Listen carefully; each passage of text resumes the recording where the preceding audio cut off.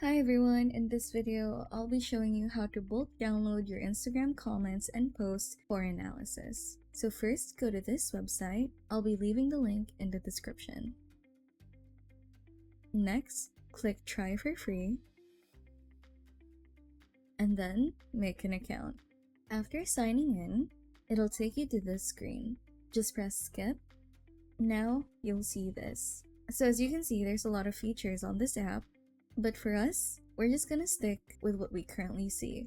Now type in the username of the account you want to export Instagram comments and posts from.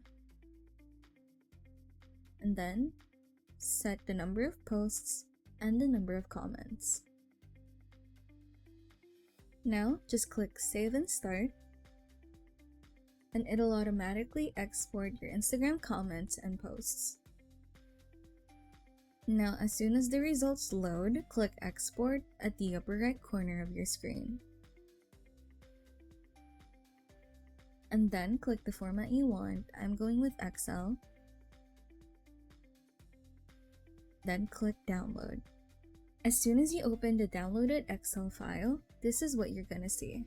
And then that's it. You successfully exported all of the Instagram posts and comments you wanted.